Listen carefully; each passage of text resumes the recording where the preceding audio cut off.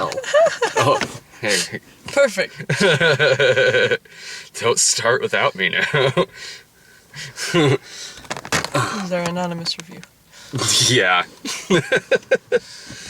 Hey. It's weird that I'm getting used to that. What, the light? Staring straight into the sun while we do a review. Yeah, I'm going to start going to see some more 3D movies so I can wear those during this. If we were in Jillian's car, there'd be about 10 3D glasses on the ground. Probably got some sunglasses in here we could wear. Sweet. I'm too cool for this review. We just got out of Paper Towns. Paper Towns. What did you think of Paper Towns? I liked it. Did you? Yeah. Okay, well, I didn't... Let's say I didn't love it, but, you know, I had fun. My main problem was Margot Roth Spiegelman. Yeah, that's my problem, too. It's kind of... Okay, so it's kind of like this group of kind of charming, interesting, good-looking teenagers decide to go on a road trip to try and find Catherine Zeta-Jones's character from High Fidelity. Yeah, Margot Roth Spiegelman. I honestly kind of have the same opinion as you, I think. For the most part, I think the movie is okay. I don't dislike a majority of the characters in this film, even though, like, his best friends in the movie have their moments, but they are every best friend from every teen movie ever made. Yeah. But the actors are perfectly fine. Yeah. The main guy is every John Cusack movie from every 80s Cusack movie ever made. He was pretty Cusack-y. I kept catching, like... The guy is, you know, fairly good-looking and charismatic about 50% of the time. He's pulling off, like, young Pacino levels of charisma. And then, like, the light changes, and he's Ted fucking Mosby. Oh, my God! I was thinking that, too! To throttle him. I was... Oh my God, like 20 times I was thinking that in this movie. Shut up, Mosby! That's why at the end of the movie, I leaned over to you and was like, and that, kids, is how I met your mother. I wondered, so that's why I was waiting to bring it up. Yeah. Oh, I was the exact same way. I totally fucking was. Especially when he walks into prom at the end. I'm like, is this these like characters? And yeah.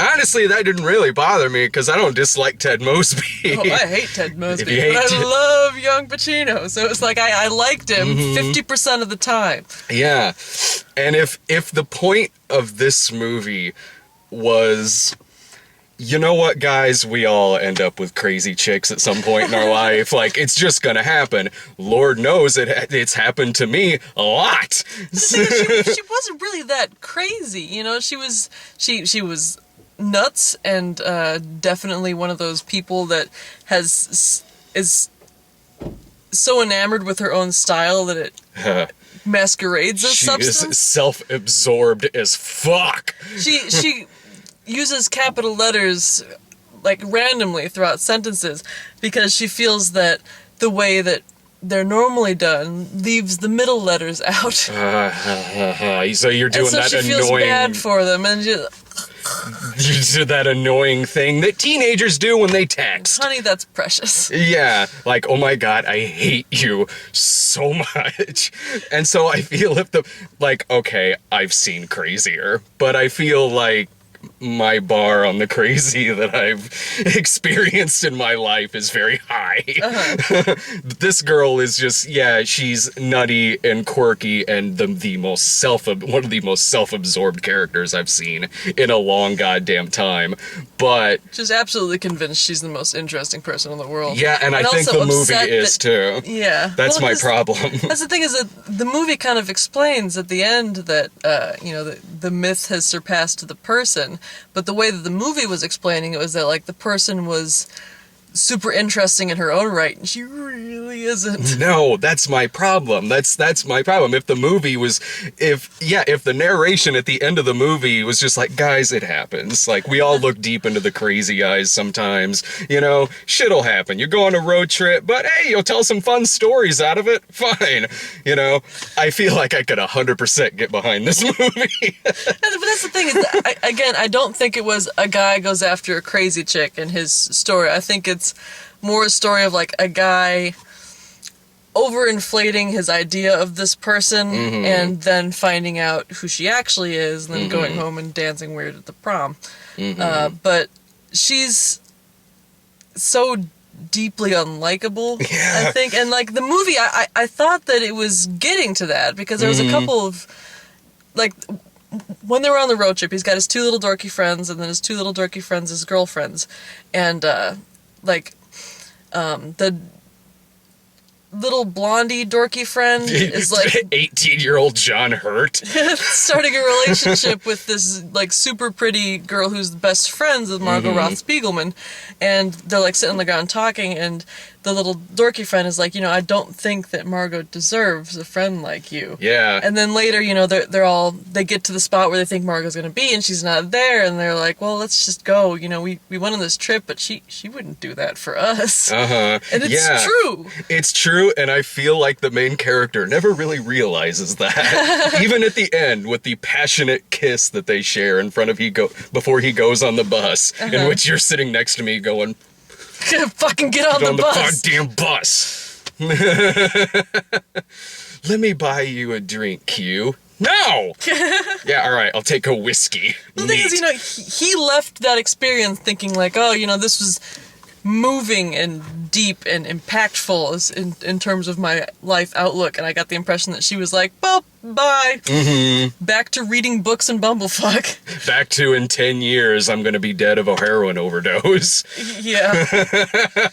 Back to, I'm gonna end up living here and working as a waitress and probably never realize how uninteresting I am as a person. Oh, God, did I know so many people like this when I was in my early 20s and late teens, and I never heard from those people again, and thank God. I wonder what happens to those people. I have no idea, and I'm terrified to find out. It's kind of like when I watch some old fucking stag porn from the early 70s for the site, and I'm like, I sort of want to know what happened to the people in this movie, no, but I really kind of don't. Super, you do not want to know what happened to those people. Part of me is like, what is the story with the two characters from Bat Pussy? The other part of me is like, that mystery would lead to me discovering a snuff film, and I don't want that. No.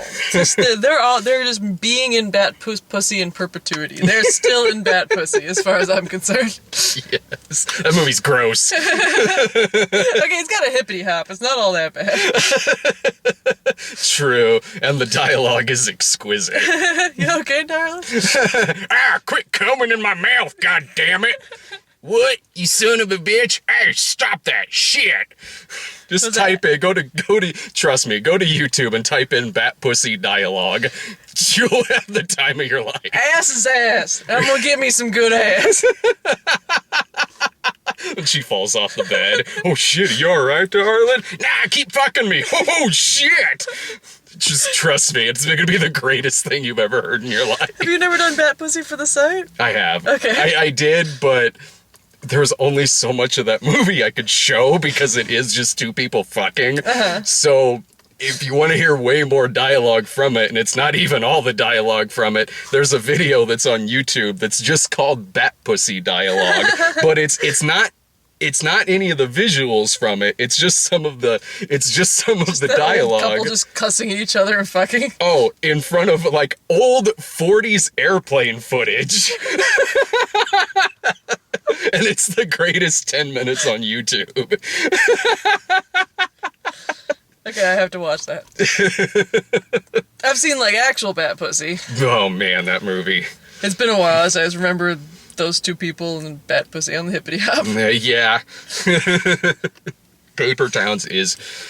Wait, I don't know if this is the Bat Pussy of John Green movies. It's like part of me. I was about to say I think Paper Towns is a better love story than that, but I don't know because the two people in Bat Pussy really were made for each other. Mm-hmm. They found each other. I got the impression that they were like already married. In the movie or in real life? In real life. Probably. I assume. I don't know. Like the Dirty Talk smacked of retread. Like this was a this is a formula that they had worked out over years of having sex, and so these are just the things that they have to say to each other in order to make it a good experience for both parties. Some parts of it you can tell that movie has no script, and because some of it she seems genuinely shocked by what she hears when she's like, "Oh, what would you do if you would catch me with a man?" And then the guy's like, I'd kill you, I'd shoot you, and then I'd run off with him. And then she starts to say another line. She goes, what?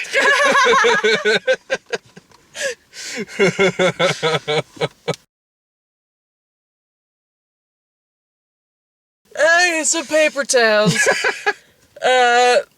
It's basically, John Cusack is in love with the girl across the street. They grow apart when they get older because he's like got a future ahead of him, and she's just kind of dicking around and running off to Mississippi.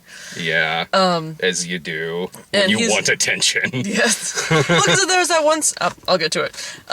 So he's got these two little dorky friends. One of them who looks kind of like Richard. Yeah, he did. I was thinking that too, from the IT crowd. Yeah. Kind of like a young that guy, and then his little blondie friend. And they're in high school, and like they haven't lived, they haven't experienced life. They've only been to parties where tubas were involved. And the little Richard from IT crowd has a girlfriend, and that's kind of an interesting subplot because it turns out that he's kind of like had his whole personality subsumed in that relationship. But it's all because of his expectations rather than hers, and so they like actually have a conversation, and she ends up going on the road trip with them. And then so anyway, John Cusack is sleeping in his room, and then Cara Delevingne comes in the window, and she's like, "Let's go and wild, crazy adventure." You've seen it in the previews, I'm sure. Has she been in anything else? I don't know. I see her on BuzzFeed a lot. Oh, okay. Just the eyebrows. She has nice eyebrows. Is that what on fleek is? I think that those are like when the eyebrows are on fleek, they're like her eyebrows. Oh, okay. They're like the Peter Gallagher. Like Brooke Shields. Straight across. What's her name? Not a hair out of place. From Phil Collins' daughter, who's in movies. She was Cinderella in Mirror Mirror. I forget her name. Lucy Collins, something like that. Sounds familiar, and I remember the eyebrows. Yeah, that's when I first saw the trailer for this. At first glance, I thought that's who that was in this movie. Eyebrows are so in right now. It's a shame because when I was in high school, I had eyebrows to spare, and I'm tweezed them shits. So anyway, they go on a wild, crazy adventure, and then she disappears. Again, you've seen it in the preview, and so they follow a bunch of clues to find out where she is. And again, the whole experience is us getting to know these, like, the friends of John Cusack and the friends' as girlfriends, and they're kind of interesting and cute and charming, and the actors they have chemistry, yeah. And then nothing. They get there and she's not there, and so they're like, "Well, we're going home." He's like, "Oh, wait here." And that guy, when he's crying, like a bunch of the audience was laughing because we were like right here on his face, and he was crying, and his nose was like doing this weird sort of like twitchy thing on the side. Like not like a crying nose twitch, but like a doing this on purpose to weird you out kind of nose twitch. So then he finds her, and she's like, "What are you doing here?" He's like, "You left me like a treasure map to get here." And she's like, "Yeah, but you weren't supposed to follow it. I'm quirky. I just wanted you to know that I was okay." I wanted the romance version of the Da Vinci Code. Not romance, though. She just did it to let him know that she was okay. Because that's her thing. Yeah. Let me buy you a milkshake. Writing with cap letters and Walt Whitman and Woody Guthrie. Her pristine vinyl collection and everything. She has every record in existence except for Woody Guthrie. Oh, I'll bet she does. But she does she have the Miami Vice LP like I do? Probably. Probably. I roll the window down. No, you may not. Please. Let's forget to do that at the beginning of these. Like, alright, summer. So it's just as hot outside. We got out of this movie, and Violet's read this book, and she said she thought it was fine, but it's like her least favorite of his books. I write to her and I go like, "Fucking hate Margot Spiegelman." Margot Ross Spiegelman. Oh, sorry. With the R capitalized. Oh, I should have. God damn it! I should have done like the capital, non-capital. Like, why are you talking to me like I'm an idiot? Like, oh, did they not do that in the book? So no explanation. Just keep doing it. Yes. My God, I think my girlfriend broke up with me. So she writes back and goes, yeah, I wasn't a fan of her either when I read the books. She accidentally put plural, and I was like, there's a sequel to this? More paper towns. Paperier towns. No, Rock Towns. Followed by the third part in the trilogy, Scissor Towns. I would watch the shit out of that movie. Whoa, this series got dark. So... Yeah, I didn't read this book. I managed to, but I didn't want to, so I forgot. What did you think of this compared to Fault in Our Stars? I liked it better than Fault in Our Stars. Did you? Because I liked the guy more than I liked Ansel Elgort, who had a cameo in this movie. He did. That was kind of funny, I thought. And Shailene Woodley. Did she have a cameo in this? No, she didn't. Oh. But I don't know. Plus, I don't know which one I liked better. I probably liked Fault in Our Stars better. They're both just fully up their own asses, is the problem. Yeah, they are. But in a way that's actually makes it feel teenagery. Well, I feel like how Hollywood thinks of teenagers. Yeah. Oh, yeah. In that way, they feel like a product of something from like the 90s or like the 80s, and I mean that is a good thing. Yeah, it did feel like an 80s movie. Yeah. I liked Fault in Our Stars better because I feel like at least the main guy in Fault of Our Stars was at least eventually called out on his bullshit, which he was. This movie didn't really have that. I gave a shit more in Fault in Our Stars. Both movies are movies I'm probably never gonna see again. I mean, even a movie like this, I'm like, it's fine. Like, I could not recommend seeing this in the theater, whereas Fault in Our Stars, I probably could. This movie, I'm watching it kind of like, this is fine, and the problems I had were some of the same ones you had, but I was also kind of sitting there, and I'm like, I don't know in what situation I would be in where I would watch this movie when something like Risky Business exists, which is just a phenomenally better movie than this movie is. Plus, Risky Business had a much better sex scene. Oh, by far. Risky Business, way sexier movie, has the funnier friends in it, the funnier shenanigans. Just all around better movie. Excuse me. And... Oh yeah, and Risky Business also didn't have 10,000 endings like this movie did. I thought it was gonna end at prom. It didn't. Kept going. I thought it was gonna end when he was on the street. It didn't. It said something about, here's what the myth says about Margot Roth Spiegelman, as if anyone's gonna give a shit in 30 seconds. You know, Margot Roth Spiegelman, I guess, she's kind of like Ferris Bueller. Like if Ferris Bueller existed in the real world. That's a good point, because in the movie Ferris Bueller, I like him much better than I like her. Like, at least Ferris Bueller is, like, at least he's more charming. At least, like, he's charming because that's the world that he exists in. Yeah. Like, if you knew that guy in real life, he'd be motherfucking insufferable. Oh, God, yeah. But yeah, Ferris Bueller has its own universe that seems apart from any kind of real reality, considering all the shit that they fit into a single day. Whereas this movie, I don't know, it doesn't seem like it exists in any kind of fake reality or universe to like a comedic effect like Ferris Bueller's Day Off does. But yeah, I can see that. I mean, look, this is a girl who calls herself so interesting, yet she apparently dated that Jace guy. How interesting can she be? She's got kind of like the handsome jockey boyfriend. That's part of the reason they're going on this adventure, is because handsome jockey boyfriend slept with one of her friends. So they put the club on his car. Is that the word for it? The club? Yeah, the club.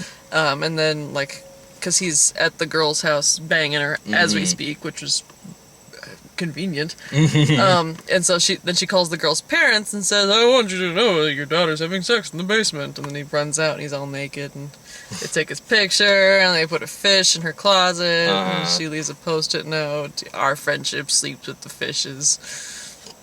Parentheses, God. No one has suffered like I suffered. Oh God, piss off.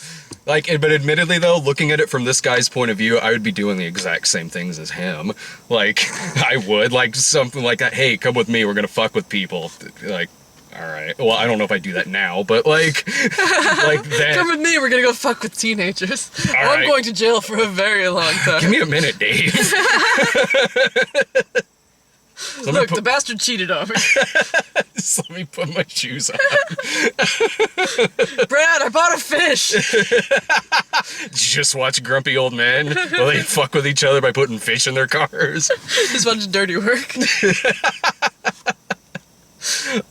So, like, from the point of view of this guy in the movie, I'm like, yeah, okay, you know, like I said at the beginning, like, we've all done shit for, like, crazy people before because, you know, the crazy eyes, so why not? Plus, it's high school. Yeah, it's high school. Sure. But then, you know, it proceeds to him taking a road trip without telling anybody, and then calls his mom, like, 22 hours in. Oh, by the way, I'm not dead in a ditch somewhere. Yeah, I guess, yeah, that worked out perfectly fine, apparently. I mean, I didn't get, like, straight A's and I was in orchestra for a couple of years, but, like, if I had disappeared for 2 hours, my mom would have fucking murdered me. Look, Mom, I'm 1,000 miles away. Like, we're driving to New York State, not New York City, so you can stop fussing and worrying. Actual line from the movie, which apparently fucking worked. I know what happened in that situation. Be like when on The Simpsons, when Bart got a fake ID and they got a car and drove cross country, and then they got stranded, so then he had to call back and he told Lisa told Homer, and then Homer put on like his radiation suit helmet so he could scream without anyone hearing him, and it fogged up the face thing. They were traveling across country to go to the largest World's Fair, I think, or something like that. I don't remember that episode. That's a good one. I remember it being a good one. Paper Towns. I don't even know if I have any final thoughts. I've pretty much said everything about it. It's Paper Towns. Yeah, it's a movie it's not bad. It's not a bad film. I have a lot of severe issues with it, but I look forward to seeing what that main guy ends up as in like 5 years. He was in a trailer for one of the movies. I think that De Niro movie. He was in the trailer for that. The Intern? Yeah.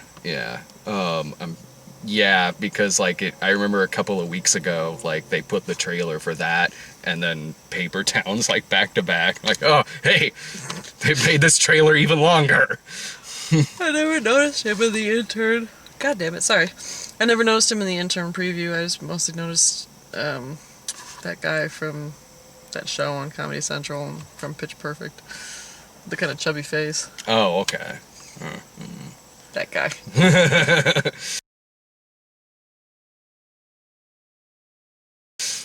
Should we do trailers? Yeah. Daddy's Home. Fuck that shit. Which I have declared not it on that one. Oh, I'll probably be at it. Like, Step Brothers, so good. Oh my god, let's make them dads. Send the Bryants. Yeah. Hopefully they'll be less busy by then. Daddy's Home. Fuck. No. Smash cut 2. It's week 12 of the Brad and Sarah show. Yeah. The Gift. Like I said, I'm looking forward to that. That one looks pretty good. Yeah, I want to know what he did to Gordo. God damn it. I really want to know what he did to Gordo. Who is that guy who's playing Gordo? Joel Edgerton. Okay. What would you have seen him in? He was Ramses in Exodus. He was in that shitty prequel to The Thing. He's in He's in Odd Life of Timothy Green, a bunch of different. He also wrote and directed The Gift too. He looks like that guy who was Claude Hooper Bukowski in the musical Hair, the movie version of the musical Hair. He was also the bad guy in the TV show Dark Angel, starring Jessica Alba. Oh, I don't know. Damn it, I can't picture that from Hair. God damn it, I love Hair, but I haven't seen it in a long time. Yeah, he's like the main guy. Oh, Yeah. okay, yeah. The blonde main guy. I can't fucking remember his name off the top of my head, but I know exactly who you mean. Yeah, because he's got those kind of like almond-shaped eyes. Mm-hmm. So maybe they're related in some way.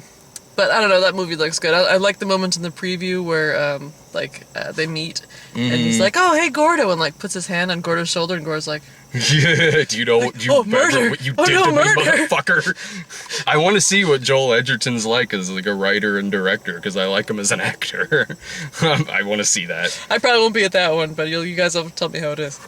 The Visit? Shyamalan. Right! That was a weird preview. I desperately want to see that. It had a turn. Are you kidding me? At first they started playing that music, and I'm like, this is a horror movie. And then they just kept playing happy family stuff. Yeah. And I'm like, okay, maybe it's not a horror movie. And the grandpa's like, well, your bedtime is 9:30, and you make sure you don't come out after 9:30. And I'm like, here we go.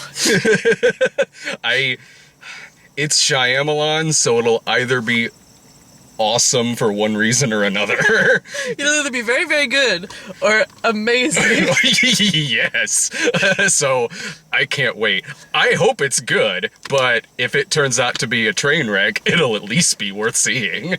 I have a theory about this movie too, because I don't know if this is still the case, but on IMDb, this movie is listed at one point as a horror comedy. And I could only assume it's that because, well, if it's bad, we can say it was intended to be funny. Well, that's like, I think it banks on the whole, like, kind of being afraid of your own grandparents thing. Yeah. Because they're you about to die. Right. And a lot of movies don't really capitalize on that. Because usually the best horror movies are the ones that uses something that people are already afraid of. Yeah. And grandparents, I can't think of another movie where the grandparents are the bad guy.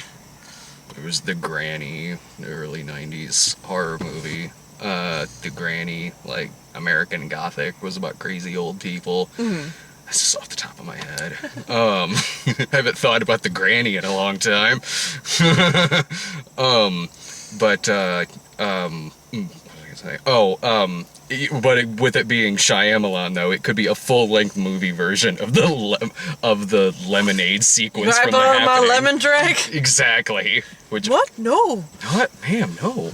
Which I am 1,000% down for. Ricky and the Flash. Yeah. We're done talking about Ricky and the Flash. The Intern. Somebody watched The Internship and was like, that looks stupid. Let's try to make it better.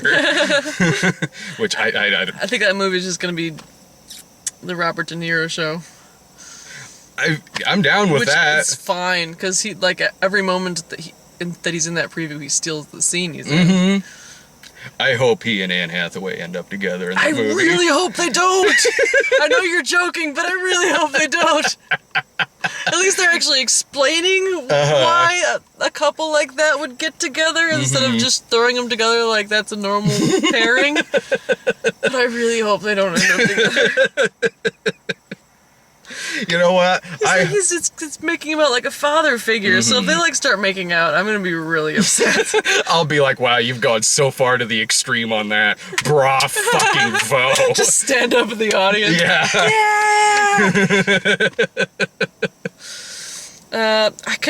I forgot to write down the actual name of this one, so I just wrote The Scorch ? Oh, Scorch Trials. Yeah, You'll never make it in The Scorch.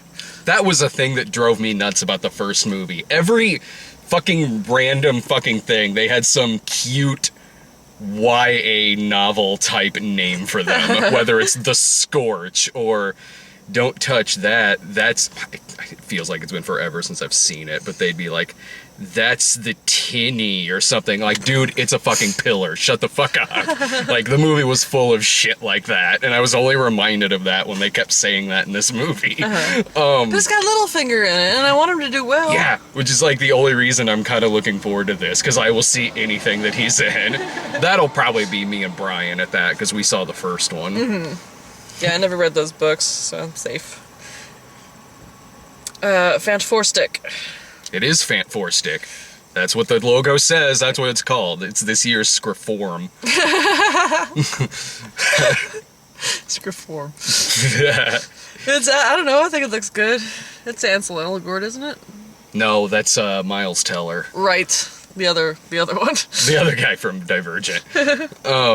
I think it looks better than the two previous Fantastic Four movies. Yeah, I don't care what Dave says. I think this looks like it's gonna be fun. I mean, you know, Dave says, what a lot of people have, like, it looks like it might be a fine movie, but a bad Fantastic Four movie. And I feel like I don't really have the right to make that complaint because it's not like I'm a fucking expert on this. So I think if it's a movie about the Fantastic Four, it's a Fantastic Four movie. And if it's good, then it's a good Fantastic Four movie. I get what he's saying. Because you could see something that's an adaptation and you could be like, that's a good movie, but it's a bad adaptation. Mm-hmm. So I believe that's... Last Airbender. If that's not a good movie, that's not a good movie. That's an amazing movie. People you should count as blessings. At least they're pronouncing the names right. Like, my friend Bane Graham. Yes, Last Airbender. Oh my god. Terrible movie, worth every fucking penny for fucking penis hair on screen. What the fuck, movie? I love that Jillian is still mad at us. Like, genuinely mad at us for making her watch that movie. She secretly loved it. Don't listen to what she says. She watch it again. She called me yelling at me because me and Dave didn't like Hot Tub Time Machine 2. Which I still need to watch. Maybe you'll call me and yell at me about not liking it. You won't like it. Watch Piranha fucking 3D just because it's got... Piranha 3D was the one that's got Adam Scott in it, right? The first one? Mm-hmm. Yeah. I watched that movie because he was in it. I'll watch fucking Hot Tub Time Machine 2 and watch it get raped in the ass. Piranha 3D, much better than Piranha 3 Double D. Way better than that movie. He wasn't in that one. I forgot until recently that Adam Scott is in Hellraiser 4. Is he really? Yes. Long hair, like fucking, like he kills some dude in it by like, is he a vampire? Is he a Hellraiser? Like, it's been so long since I've seen the movie, but I saw a picture of him from it and remembered like, oh yeah, because he shows up, he's got long hair and he's acting like Lestat in one scene and like sucks blood out or like kills some dude or some shit like that. Like, all right, he fucking was in that fucking movie. I'm watching it again. It's one of Alan Smithy's best movies. I think I've seen all of them. That 4 is the one in space. The scene that I remember the fourth one. I remember the one with the guy with the CDs in his head. Well, that's 3, unless he was also in 4. But the 4 was the one where it was sometimes in space and then also in like the Victorian era. 2 is still my favorite.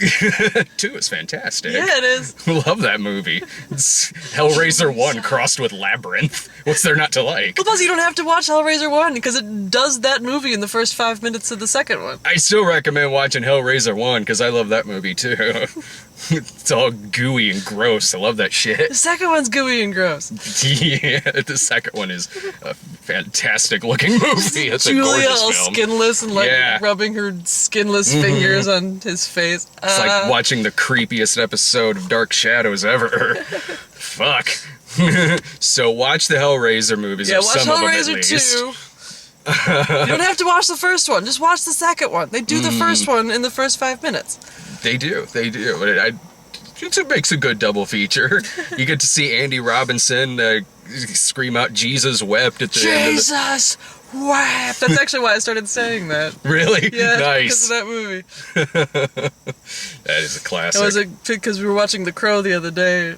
It reminded me that for a brief period I was saying shit on me when I was unhappy, and it does not work like out of context when you're not a pawn shop owner. Say that all the goddamn time. Shit on me! I used to do that all the time. I used to do it so much that I actually forgot it was from The Crow. Like when we were rewatching The Crow, he says shit on me, and I'm like, is that where I got that from? Because I said it so many years that I must have completely forgot where I got it from. I say shui is like a kind of like a shui, like hooray, it's a thing that's happening. And I said that to my little brother, and he's like, oh, like from the TV show Batman Beyond. And I'm like, is that where I got it from? Because I barely remember that TV show. Right, same here. I think that's the one that had George Lazenby in it. Is it? Yeah, he was king. I think that was from Batman Beyond. I can't remember. The cartoon where it was like that insufferable little teenager was Batman. He had like the all-black suit. Oh, yeah. I think that was the one with George Lazenby. Apparently all I remember from that is shui. we gonna be back tomorrow with Vacation? Yes, join us. Tune in tomorrow for more of the Brad and Sarah Show. We're gonna go see Vacation. And then I'm going to see Mission Impossible 5, because if I have to go see Vacation, I'm watching Mission Impossible 5. Hell yeah, we end the Brad and Sarah Show on a great note.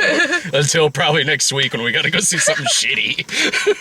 Tell Irving to hurry up and get married already. Right? Dude, Irving, hurry up. Brian, tell Eddie to heal her wrist quicker. See ya. Draw.